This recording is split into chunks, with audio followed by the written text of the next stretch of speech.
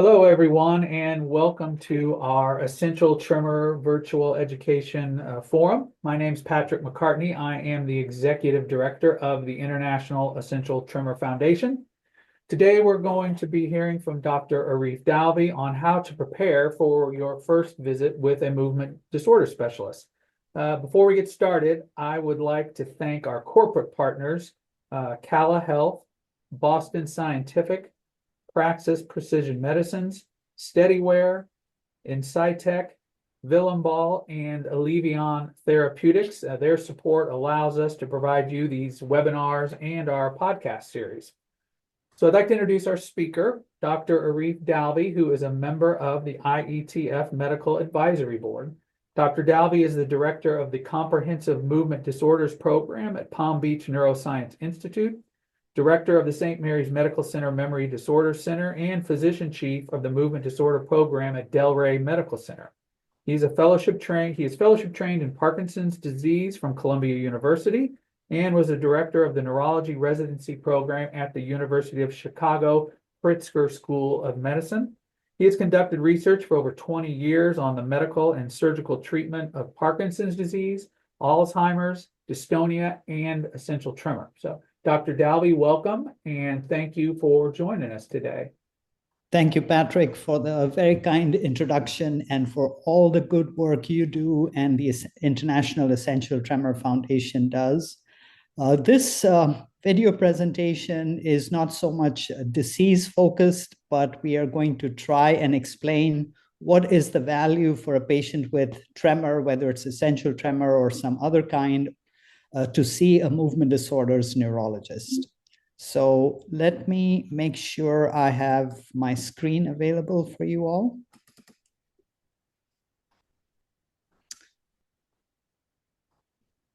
So first, let's start with what is a movement disorders neurologist?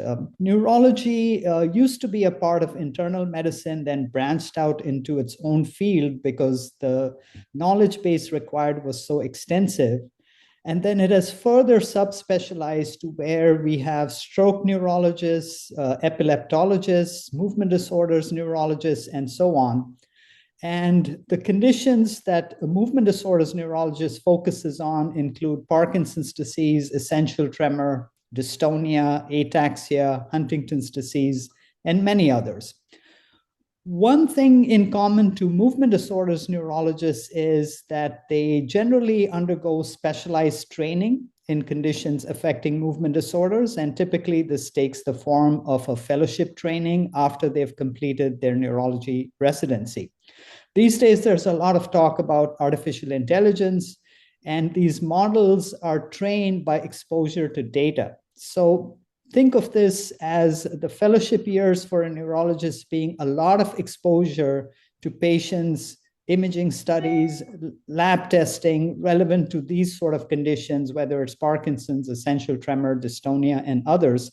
So this extensive exposure in a particular field gives rise to the expertise that the movement disorders specialist brings to the table.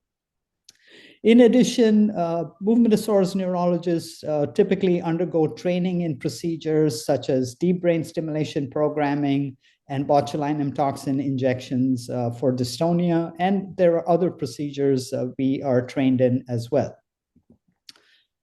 Let's go through preparing for an appointment with a movement disorders neurologist step by step. So starting with before the appointment, these days with insurances being what they are, it's important to make sure that you have a referral if needed from your primary care physician. Check your insurance coverage and requirements. Consider bringing a companion to your appointment. Very important, because a lot of times patients may either be stoic or may not notice their symptoms for themselves. So a companion can add what we call a collateral history, which can be invaluable in terms of assessing the patient.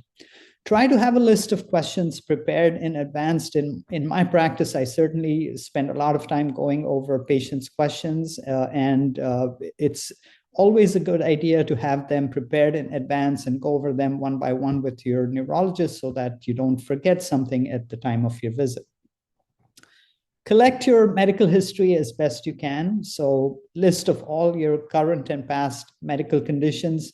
You may not think they are relevant. You may have asthma, but you're seeing somebody for tremor and you may neglect to mention it. But some of the asthma inhalers, for example, can drive a tremor. So it's really important to list medical conditions. It's also important in the reverse way. Movement disorders neurologists may decide to start you on a medication for tremor, which may interact, for example, with your heart medications or with your blood thinner medications. So it's really important to list these in as much detail, including doses and timings as you can get. It's important to bring any records you may have of previous neurological evaluations or treatments. We don't like to reinvent the wheel. If you've been on a treatment and clearly have failed it, it might not make sense to go through the process again when you're with a new neurologist. So having these lists beforehand can be very helpful at the time of the visit. Family history of neurological disorders is very important. Certain conditions are inherited in an autosomal dominant way, for example, Huntington's disease, and others like Parkinson's, they can have genetic susceptibilities. So for example, in the Ashkenazi Jewish population, there is a high incidence of a gene called LRRK2, leucine-rich repeat kinase 2. And other conditions also can have specific genetic mutations that are relevant. For example, in dystonia, we look for the DYT1 gene. And again, we look at the family history very closely. A timeline of your symptoms, when they started, how they've changed, especially in movement disorders, the actual pathology in the brain begins years or even decades before the onset of symptoms. So even subtle symptoms you may have, like change in sense of smell or some difficulty with sleep, these can be relevant to the diagnosis we make at the time of your visit. Please bring in any CDs with images such as CT scans and MRIs. Movement disorders neurologists and neurologists in general, we like to look at these images for ourselves because we have the advantage over the radiologists that we are seeing you in person, we are evaluating you clinically, and have a good chance of correlating your clinical presentation with the radiology images. So please bring in these scans for our review. Medical information that you might want to bring, a complete list of current medications with doses. Sometimes patients might be confused. I even have them bring in their their bottles of medicine so that I can review the labels and see exactly what they're on and discuss exactly what they're taking. Also, don't neglect to mention over-the-counter medications and supplements because sometimes these can interact with the medications we are prescribing or planning to prescribe. Previous medications tried for your condition, again, very important. And note any medication allergies or adverse reactions that you've had so that we can avoid these as we prescribe newer medications. It's very helpful if you document your symptoms, keep a symptom diary for 1 to 2 weeks before your visit. This doesn't have to be a very detailed or extensive diary. If you just are able to record in the morning hours, I had a lot of tremor. In the evening, the tremor subsided. Later at night, the tremor returned, and so on and so forth. The symptom diary can be very relevant in tremor patients, and especially so in Parkinson's disease patients, where at one point they may have tremors, at another point they may have dyskinesias. So as movement disorders neurologists, we will try to correlate the medication timing with the symptom timing and try to adjust the doses to the best benefit of the patient. Try to note any the timing of your symptoms, the triggers and severity of your symptoms, because these always will provide clues in terms of the specific diagnosis that is made. And very important, record how symptoms affect your day-to-day activities, whether it's eating, drinking, handwriting, some tools you may want to use, and so on, because these will guide us in terms of not only the diagnosis, but in terms of what sort of medications we are going to use, whether we're going to include surgical treatment options in the list as well. And also notice how your symptoms fluctuate throughout the day, whether stress is exacerbating the tremor or whether there's a fluctuation related to your medication timings. All of these are going to be relevant in making an assessment. One thing that we as movement disorders neurologists recommend is if you can bring in brief videos on your phones. These days, everybody's phone has the capacity to record short videos. And if you can record your symptoms, especially when they're at their worst, we get a better sense of what it's like, because you may come into the clinic with well-controlled symptoms and we may have a harder time assessing that. Whereas if you showed us that brief video during the clinic of what sort of symptoms you're having, we get a much better sense of what the diagnosis might be and what the treatment options should be.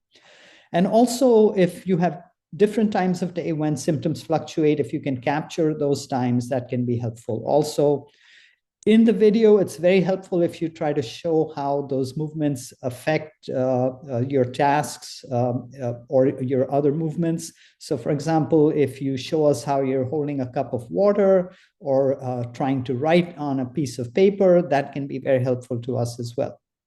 And again, try to make sure the lighting is reasonably good and the movements are visible as you record.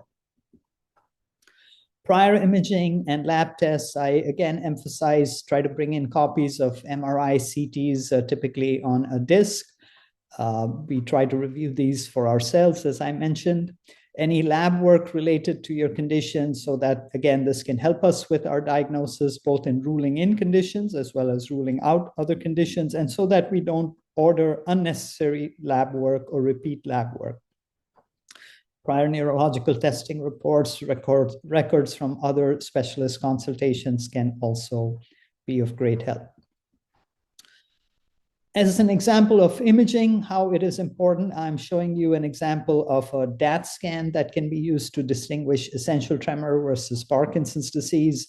You can see on the essential tremor scan that yellow and purple image is very strong, very prominent, symmetrical on both sides. That is a normal scan, because dopamine uptake in this DAT scan imaging is normal in essential tremor. On the other hand, if you look at a Parkinson's disease scan, you can see that area of yellow and purple has shrunk to two small dots. And again, these can correlate with the symptoms. So for example, if you look at the scan, you're looking at it from the foot end of the patient towards the head end, and you can see that the left side of the patient has the smaller dots, so right side would be expected to have more tremor or other symptoms of Parkinson's disease. Having said that, I should point out that that scan is not required to make this diagnosis. It is a piece of the jigsaw puzzle. It can supplement a diagnosis. Certainly, there is a false positive and false negative rate with DAT scans. And in my own practice, I will order DAT scans when there's diagnostic confusion, when the clinical presentation is not very clear-cut, when the response to medications is not very clear-cut. The DAT scan certainly has a role, but DAT scan in itself does not make the diagnosis. It's the overall clinical presentation, as well as other tests that we do that will help us decide. Another example of a brain scan, we often order brain MRIs, or if that is not possible, CT scans of the brain, because there are many mimic conditions of essential tremor and Parkinson's disease that can show up on these scans. So this scan you're seeing is an example of normal pressure hydrocephalus. The dark space within the section of the brain is called the ventricle. And this is showing enlargement compared to a typical normal scan, while at the same time, there's not that much cortical atrophy. So there's not that much loss of brain cells. So this raises suspicion of normal pressure hydrocephalus, and especially if the clinical presentation is consistent, if the patient has gait difficulty, urinary frequency, and memory loss. This is the classical clinical triad of normal pressure hydrocephalus. This patient would need further investigation, either with a large volume lumbar puncture or a lumbar drain procedure to see, especially if their gait improves before and after the procedure, in which case they may respond very well to a ventriculoperitoneal shunt. So again, imaging helps us with the differential diagnosis, helps us rule out conditions such as normal pressure hydrocephalus. This is another imaging study of relevance, especially in young patients with tremor. Wilson's disease is a disorder of copper metabolism, and its neurological symptoms can include tremor, dystonia, and Parkinsonism. MRI of the brain is very useful because it can show deposits in the basal ganglia. There are certain typical signs on MRI that we also will see. One is called the face of the panda sign, for example. So these are certain imaging findings that we will use in making the differential diagnosis. And as I said, especially in young patients who present with tremor, it's important to work up for Wilson's disease with imaging as well as specific blood tests related to that condition. What should you expect at your visit? There will be a detailed conversation about your symptoms and your history. We will try to assess a timeline for your symptoms. We will try to assess both relevant positive items on the history and relevant negative items on the history, as well as on the exam. The physical exam is going to be focused on neurological function. So depending on which specialist you go to, the focus of the exam is different. A cardiologist may spend a lot of time auscultating your chest, listening for heart murmurs, listening for any bruits in your carotid vessels, and so on. A neurologist might do the cardiological exam briefly, but will spend a lot of time on neurological function, whether it is mental status, whether it is motor function, whether it is abnormal movements, sensory findings, gait and walking will be examined as well. Very common for movement disorders neurologist is to examine tremor in different positions of the hand. We might have you do a little handwriting sample for us to assess what the handwriting is looking at. We may also assess for your gait and balance. A movement disorders neurologist almost certainly will have you walk down a corridor in their office so that they can assess your gait. If there's any gait asymmetry, if there's any lack of arm swing on one side or the other, they will observe to see how you sit back in your chair, whether you fall back in your chair, which is a form of retropulsion. So these are subtle details that we are looking for, which is why we like to see you in person and examine you in great depth with respect to these movement tests and observations. In my own practice, and certainly most movement disorders neurologists follow this practice as well, we often will do rating scales depending on the condition we are suspecting. So in Parkinson's disease, the Movement Disorder Society's UPDRS rating scale, Unified Parkinson's Disease Rating Scale, is often documented so that we have an assessment of your baseline. And then at follow-up visits, we may repeat some or part of the UPDRS test to see how you're progressing. There are certainly specific tremor scales that are available. There's the TETRAS tremor scale that we use for essential tremor patients. There's a twister scale that we use to examine cervical dystonia patients. So depending on your clinical condition, we will choose the test and document this accordingly.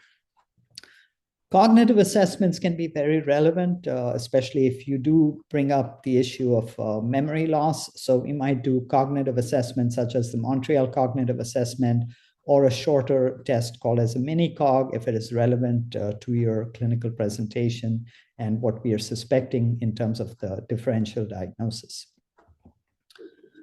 You should always be prepared to ask questions for your neurologist. And again, it helps if you have these written down at the time of your visit. So first question obviously is, what is my diagnosis? And the neurologist may not be prepared to answer that at your first visit.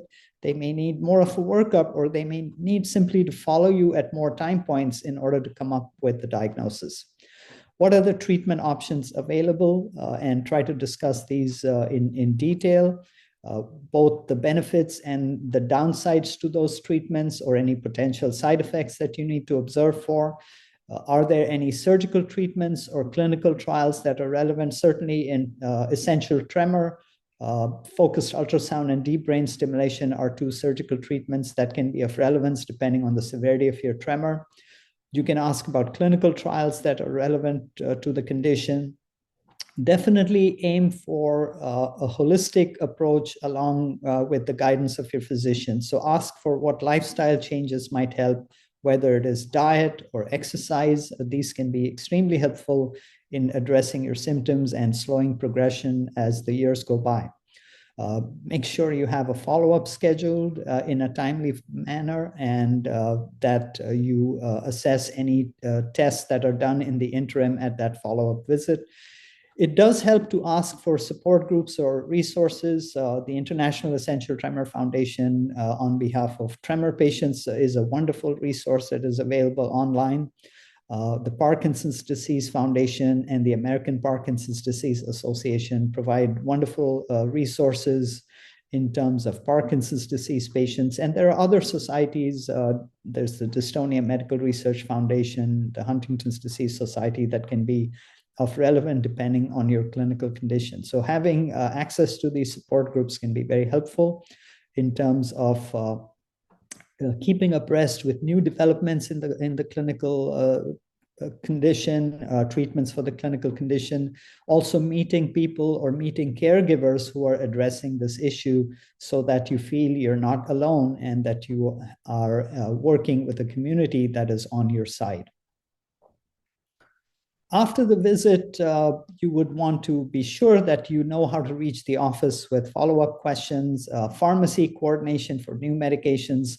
These days, we live in the era of prior authorization, and certainly, especially with newer medications, there may be a process whereby it might not be a simple prescription sent to the pharmacy you commonly use, but a specialty pharmacy may be involved, or there may be another specific process to get you your medication and to get you your medication at the lowest cost possible. So certainly be open to discussing this with your movement disorders neurologist or their staff in terms of making sure all the T's are crossed and the I's are dotted. Have the follow-up appointment scheduled, connect with recommended therapies or services. In my practice, for example, with Parkinson's disease patients, we recommend physical therapy to a number of our patients, and making sure that they have the addresses and the phone numbers of that therapy place, and they have established an appointment with them, and we have a prescription sent to them. All of these sort of details can be important in terms of the workflow. Resources and support. How are you going to reach the office with follow-up questions, either by phone, or these days more and more offices are going towards the portal, which does have an advantage that you can send a HIPAA compliant secure email message to the office online, and the physician or the staff will be reading those messages and will address it in a timely manner, which can be very helpful. The portal can also provide you with updates of testing done as they come in, so that can be helpful from that standpoint as well. Pharmacy coordination for new medications, as I've mentioned, follow-up appointments, and then connecting with therapies or services. All of these are part of the final moments or minutes of your visit. To give you a practical example, I'm going to present a case study of a patient that was referred to me as a movement disorders neurologist. This is a 75-year-old gentleman with tremor for over 30 years. Until recently, his tremor was well controlled with primidone, which is a medication for essential tremor, and indeed he had been diagnosed with essential tremor by his neurologist. Over the last 2 years, he complained of increasing tremor. So even with an increase in his dose of primidone, the tremor was not coming under control. And he and his wife also noticed some slowing of his gait and balance was impaired, and he also developed a soft voice. We did review his MRI of the brain as part of the clinic visit, and it showed small vessel ischemic disease, essentially age-related changes. He did bring in a DAT scan that was read as negative, and he was referred to us for surgical options for poorly controlled tremor, and including deep brain stimulation and focused ultrasound. I'm going to present a video that shows him as he was when he presented to us for his first visit.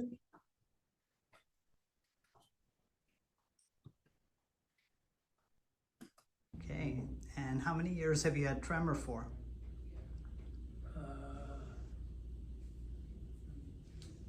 I'd say over 2 years. Okay, and how is the tremor affecting your day-to-day life? It makes it a little difficult, like opening pages in a book Has it affected your handwriting? Yes, a little. Yeah, how is your handwriting different from, say, 2 years ago? 2 years ago, it was better. In what way? Huh? In what way? Better that I can make my A much better than now. Now it's like bigger, Was it bigger, smaller, about the same in size? about the same. Okay. And we're seeing a little tremor in your hands, but let's see you hold your hands straight ahead in front of you. And that brings out the tremor a bit more. Can you bring them in like this, in towards you? And reach straight ahead in front and then back to your nose about 3 or 4 times. Same on the other side. Good. With your right hand, go like this. And with your left hand. Good. With your right leg, go like this. And with your left. So a little slower on that side, and over here we're seeing a little rest tremor in your left side as well. And let's see you cross your arms and stand up and just stand next to your chair. You need to use a cane? Let me try. I think I could do it. Oh, that's okay. You can push yourself up. That's fine. All right.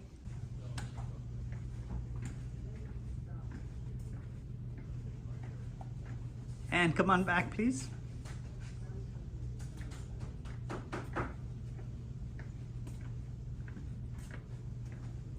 Excellent. Thank you. So with this patient, in addition to his postural tremor that he had for 30 years or more, he, in the last 2 years, developed a rest tremor, which was shown on the video. So even though his hands were in his lap, he was having a tremor. And especially when he was performing movements with the other hand, this tremor became more prominent. He also developed some difficulty with gait and balance, which you saw he tended to fall back in his chair.